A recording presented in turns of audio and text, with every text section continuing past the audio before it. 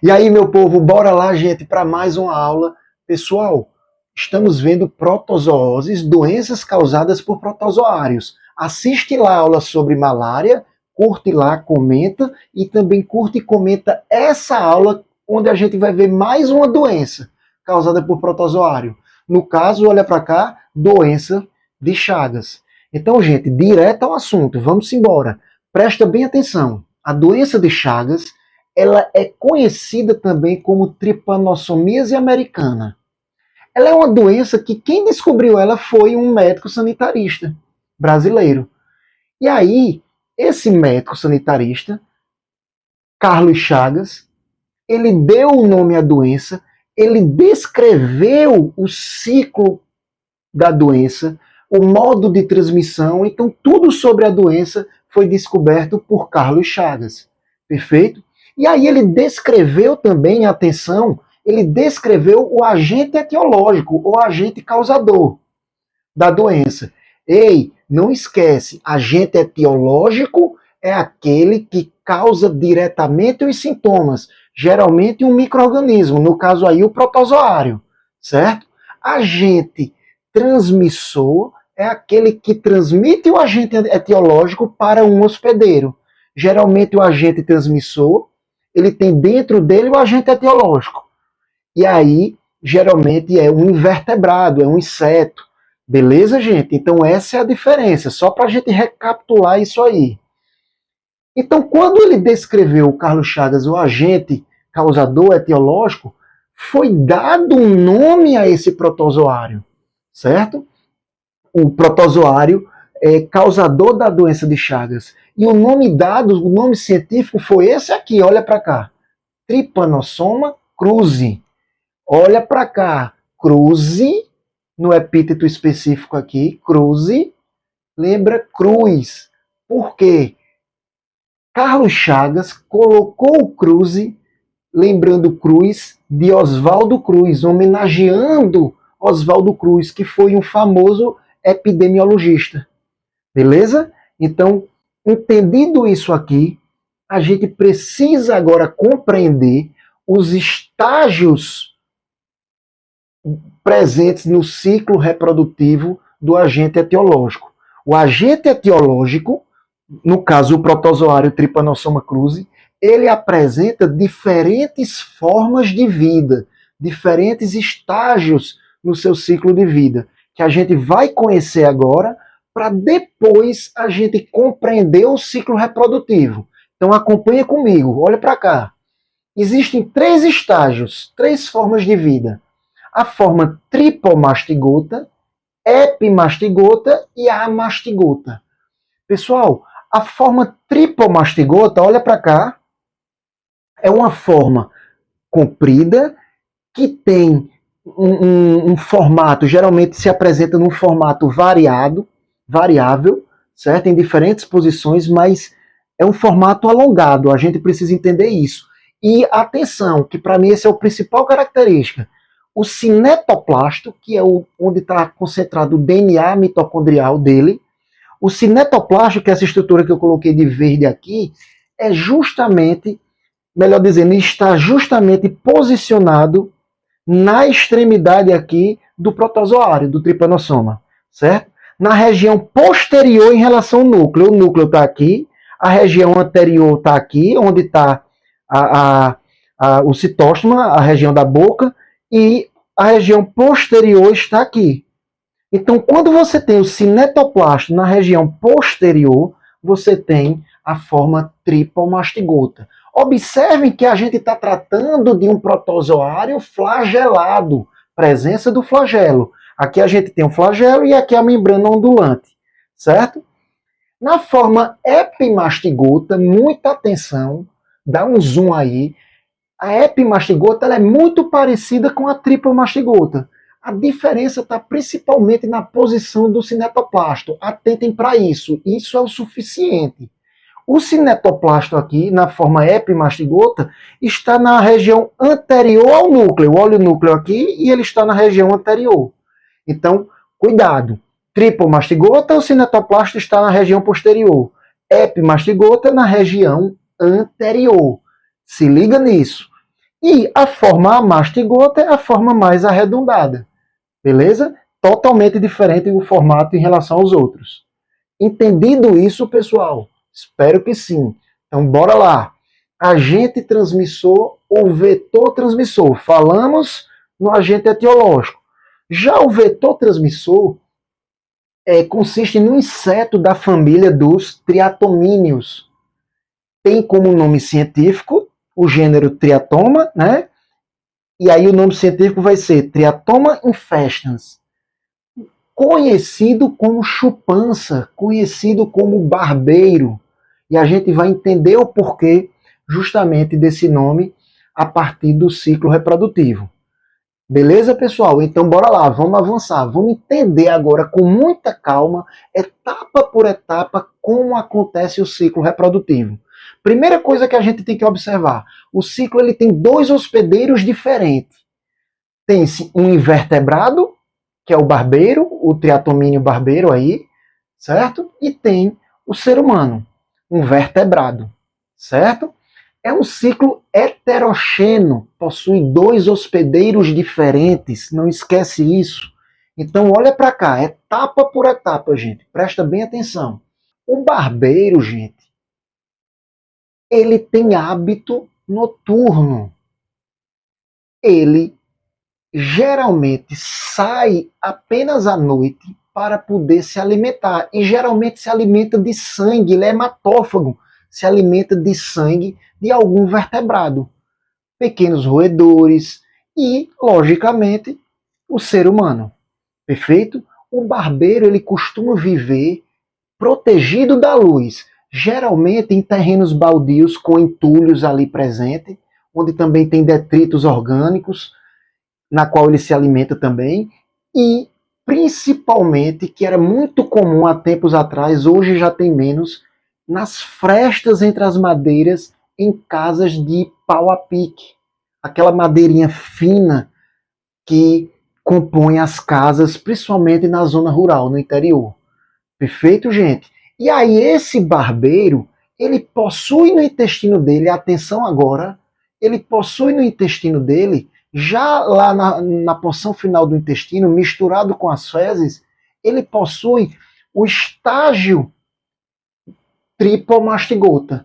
Então, no intestino existem milhares de tripomastigotas, certo? Essa forma de vida do tripanossoma. Até aí entendido? Então bora lá, vamos respirar. Olha só, o que é que acontece?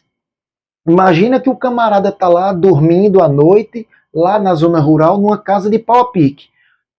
O barbeiro saiu à noite e sobe na cama e vai picar o cara.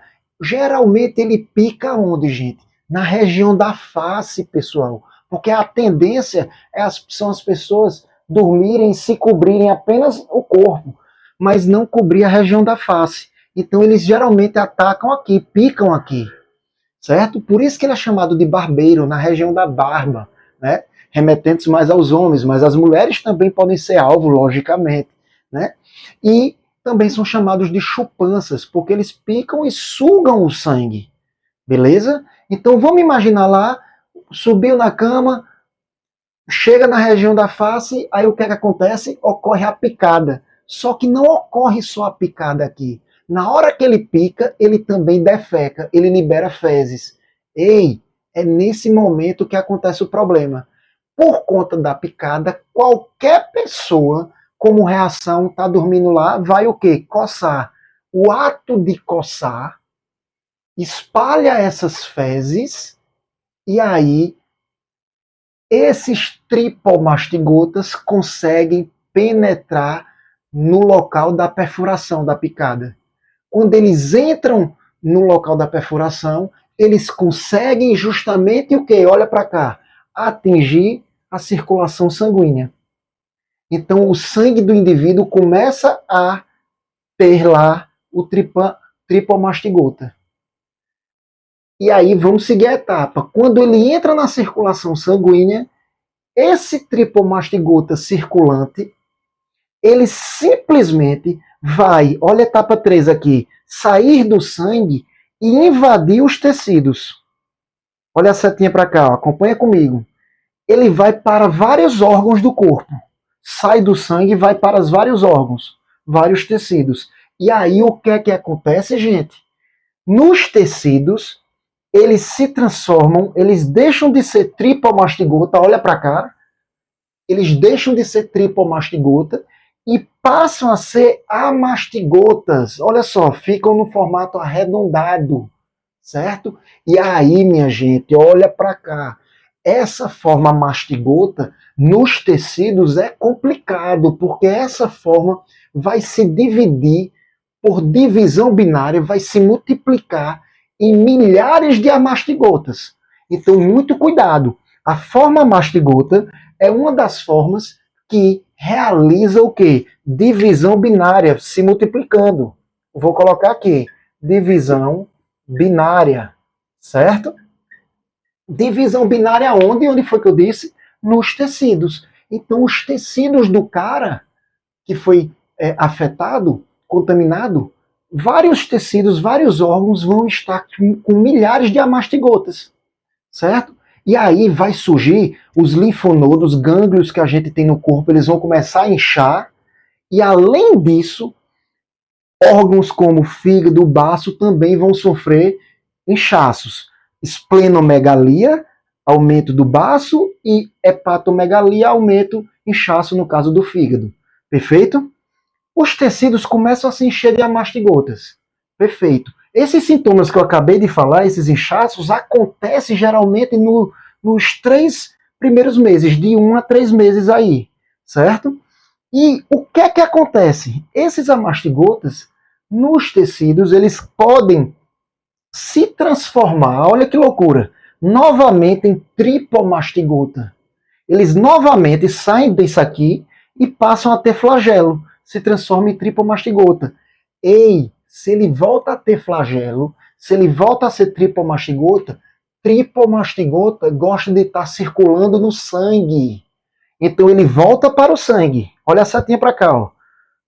Vira tripomastigota, volta para o sangue. Quando o sangue de novo se enche de tripomastigota, o que é que acontece? Vamos para a etapa 4. Olha para cá.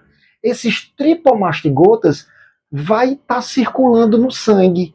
E atenção, a pessoa passou esses 3 primeiros meses, a pessoa passa de 20 a 30 anos com tripomastigotas circulando no sangue e a pessoa nem sabe que está com parasita, porque a pessoa tem uma vida normal, acabou os sintomas. No início ela tem disposição, tem febre, tem alguns sintomas, mas esse período, que é um período mais crônico, a pessoa leva uma vida relativamente normal.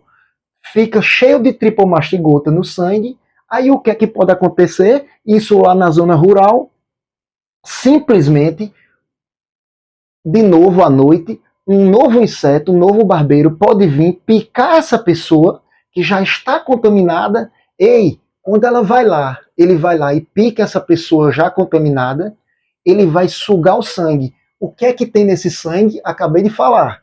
Tem tripomastigota. E aí, esse tripomastigota vai ser sugado pelo barbeiro, o sangue junto com ele, e ele vai cair lá no intestino do barbeiro. Quando chega lá no intestino, etapa 5. Esses tripomastigotas, atenção, de novo uma mudança de forma de vida, ele se transforma numa forma até então não falada. Ele se transforma em epimastigota. Olha, ele deixa de ser tripomastigota no inseto e passa a ser o quê? Epimastigota, que também tem flagelo. Isso acontece aonde? No intestino do barbeiro. Certo? E aí, essa forma epimastigota, olha para cá, acompanha comigo. Essa forma epimastigota, etapa 6, ainda no intestino do barbeiro, ela se multiplica, se prolifera, fica milhares de epimastigotas, se multiplica também por divisão binária, onde um se divide em 2, se transformando depois, logo em seguida, em quê? Em tripomastigota. Então, a forma epimastigota também realiza o quê? Divisão binária. Vou colocar aqui para vocês. Divisão binária, certo? Beleza? Acontece aonde essa divisão binária? Lá no intestino. Se dividiu, se multiplicou muito, ficou muito epimastigota, todos eles se transformam em tripomastigota novamente. O Afonso, de novo, ele era tripomastigota, se transformou em epimastigota, depois epimastigota voltou a ser tripo, exatamente, voltou a ser tripomastigota. Ele se transforma, atenção no que eu vou dizer, estou me aproximando aqui para vocês entenderem. Ele se transforma em epimastigota porque a forma epimastigota é a melhor para se dividir por divisão binária. Então ele se multiplica melhor no intestino por epimastigota. Mas no final das contas, o intestino vai ficar cheio de tripomastigota. Certo? Atingindo a forma tripomastigota, esse barbeiro pode de novo picar uma outra pessoa e aí de novo o ciclo retoma. Perfeito, gente? Deu para entender isso? Então olhem a importância de se conhecer essas três formas aqui de vida do tripanossoma, essas três formas morfológicas, vamos dizer assim, ou três estágios morfológicos do agente etiológico tripanossoma. Perfeito? O que é que eu quero chamar a atenção? Olha para cá. Esses detalhes aqui o vestibular gosta, pessoal. A forma, me diz aí, a forma epimastigota só está presente aonde? Somente no barbeiro. Certo? Concordam comigo? É só olhar aí. A forma tripomastigota, ela está presente aonde? No ser humano. Principalmente aonde? Nos tecidos? Não. Principalmente na circulação sanguínea. Tripomastigota gosta de estar na circulação sanguínea. Inclusive, vocês vão ver livros que colocam ele como sendo a forma diagnóstico. O que é forma diagnóstico? É a forma que vai permitir o diagnóstico da doença. Se o camarada chegar a coletar o sangue lá, ele não vai ver epimastigota nem a mastigota. A tendência é ele ver a forma tripomastigota, lá no microscópio. Tirou o sangue, levou para o microscópio, ele vai ver o formato tripomastigota. Por isso que é a forma diagnóstica. E a forma assexuada, que se divide por divisão binária, é a forma epimastigota e a mastigota, conforme a gente já viu. Beleza, gente? Só ressaltar, pessoal, que o tripomastigota aqui, quando ocorre a picada da defecação, quando ele entra aqui, ele sai do sangue e vai para os tecidos. Ele se transforma em tripo, em amastigota, lá nos tecidos, certo? Quando ocorre o local da picada, nessas células aqui do local da picada, ele já começa a se transformar em amastigota. Olha que interessante, certo? Então, repito, é nos tecidos, são nos tecidos que ocorre a transformação de tripa para amastigotas, inclusive nos tecidos próximos da picada. Ok, gente? Deem um print aí para a gente finalizar a aula no próximo vídeo com o que eu falei anteriormente. Então, bora lá, pessoal, finalizar a aula de hoje. Olha só, sintomas. Gente, a doença de Chagas, ela apresenta uma fase sintomática e uma fase assintomática. A fase sintomática, ela ocorre normalmente nos primeiros meses após a contaminação. Cuidado que tem autor que coloca de 1 a 3 meses, tem autor que coloca de 2 a 4 meses. Então eu achei melhor só colocar nos primeiros meses. É o suficiente a gente saber isso, gente. Beleza? E aí nesses primeiros meses, o que é que acontece? Nós temos a fase aguda, onde os sintomas se manifestam e aparecem com mais notabilidade. E aí a gente pode observar alguns sintomas, como por exemplo, inchaço dos gânglios, dos linfonodos ao longo de todo o corpo, inchaço do baço e inchaço do fígado. Cuidado que o inchaço do baço, ele é chamado de esplenomegalia. Então, às vezes, eles colocam esse nome para confundir a gente. E hepatomegalia significa o inchaço do fígado. Perfeito? Ainda nesta fase, desses primeiros meses, ocorre febre, cansaço, indisposição, dores no corpo. Beleza? Então é a fase mais aguda, inicial. Pessoal, após esses primeiros meses, gente, passa-se, acreditem se quiser, passa-se de 20 a 30 anos E aí também muito cuidado. Eu já vi livros colocados de 10 a 30 anos, beleza? Eu coloquei 20 porque na maioria vem 20 a 30 anos.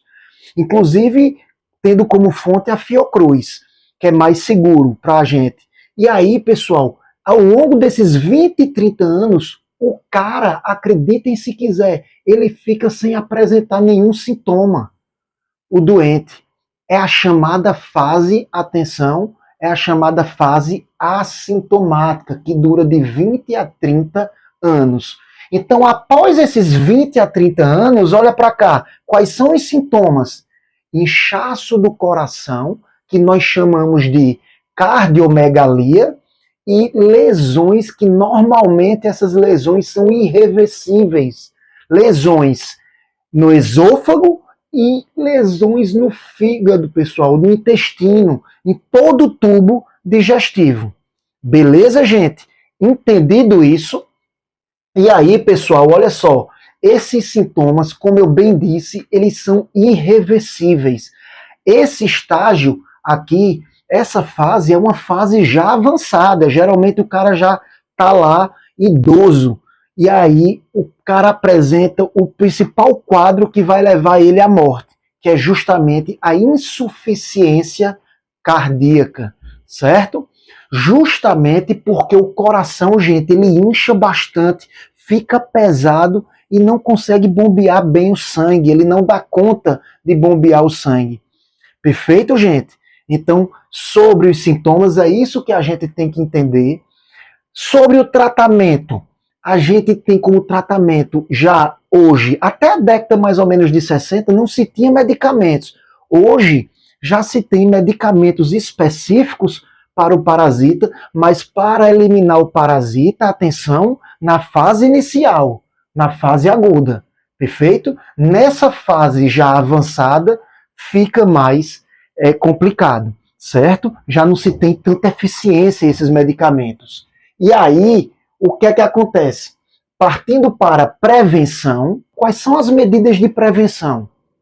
Construção de casas de alvenaria, certo? Ora, o barbeiro ele gosta de estar presente naquelas casas de taipa, conforme a gente já falou, certo, gente? Então, casas de alvenaria, e a maioria hoje são de alvenaria, inclusive no interior, e isso ajudou muito a controlar a doença, e praticamente essa doença hoje ela é de baixíssima ocorrência. Telas de proteção, pessoal, em janelas e portas, caso haja risco, casas, mesmo sendo de alvenaria, próximo de terrenos baldios, onde há um risco ali de ter o barbeiro, as telas de proteção serão extremamente importantes, porque aí evita também que o inseto entre nas casas. Cortinados de filó, pessoal, justamente em camas e berços para proteger o bebê, proteger as pessoas que estão ali na casa, certo? Com relação ao diagnóstico, para a gente concluir nossa aula, exames laboratoriais de sangue. Quais tipos de exames, pessoal? Olha para cá. Visualização direta do parasita. Visualização direta do parasita. O parasita, atenção, em que estágio larval, pessoal? Perdão, em que estágio de vida, pessoal? No estágio tripomastigota. Porque se o exame é de sangue, quem é o estágio, qual a forma do tripanossoma que é circulante no sangue? O estágio tripomastigota. Vimos isso há pouco tempo atrás agora, certo? E aí, além da visualização direta do tripomastigota, tem-se também o exame de detecção de anticorpos. Quando o parasita está circulando, normalmente nosso sangue, nosso sistema imunológico, ele tende a produzir anticorpos, e esses anticorpos aparecem no sangue e são detectados em determinados exames específicos. Perfeito, pessoal? Então aqui a gente finaliza a nossa aula. Um abraço a todos e até a próxima. Valeu, gente!